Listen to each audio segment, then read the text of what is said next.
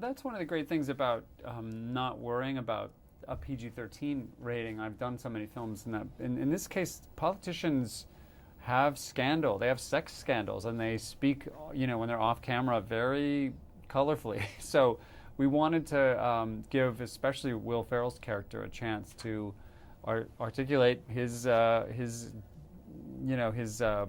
what's the right word? His craziness, with colorful language. So we decided to also, we wanted there to be scandals that reflected the way they work in real life. There have been cases of people tweeting pictures of their body parts, and there have been cases of both celebrities and politicians leaving incredibly obscene messages on people's answering machines by mistake. So we just didn't want to water that down. And once they have that, they don't have any trouble going off, and we'd never go too far.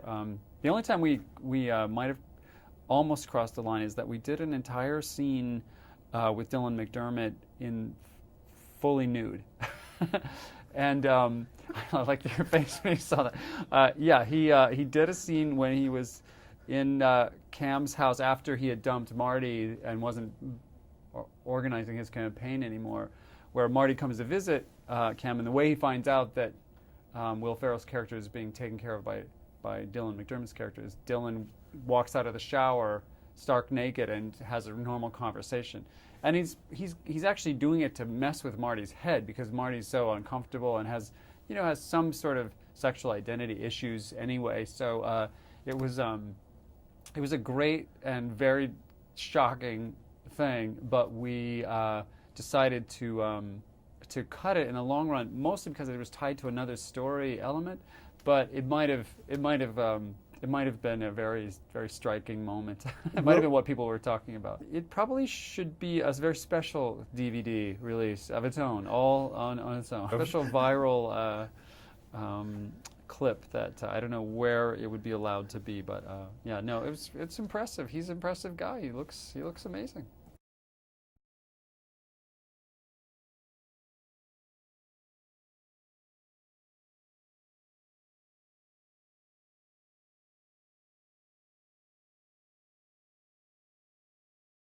I mostly just try to create a situation where they can feel free to try anything.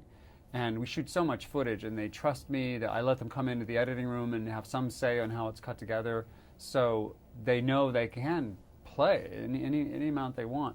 And then I really just try to stay out of the way. And my other favorite thing to do is to throw into the mix excellent secondary performers, tertiary, like the other one or two line people are often great, like the guy in the Rainbow Land debate who jumps up and says, "I'm an American, I'm not going to go to Rainbow Land," where Zach's accused Will of writing a communist manifesto about the Rainbow Land and the pot of gold that was shared among the elves, or some ridiculous thing. So that guy threw a wild card into that scene in that debate that changed everything and made it really fun. So that's my job, is to cast the rest of the movie to create trouble for these guys.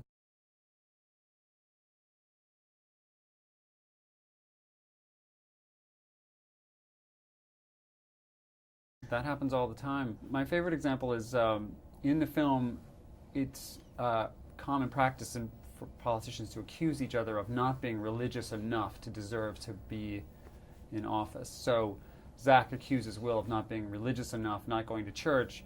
Will says, "I go to church all the time." And Zach says, "Well, then say the Lord's Prayer." And it's a trap. Will doesn't know the Lord's Prayer, and Jason Sudeikis feeds the words to him by sign language from the back of the room. Well, he gets them all wrong, and Jason works harder and makes more and more ridiculous sign language to help him through it. And they improvised that entire thing, and it changed the feel of that whole scene, and also got us 5 or 6 big laughs in the middle of a scene that we didn't see coming.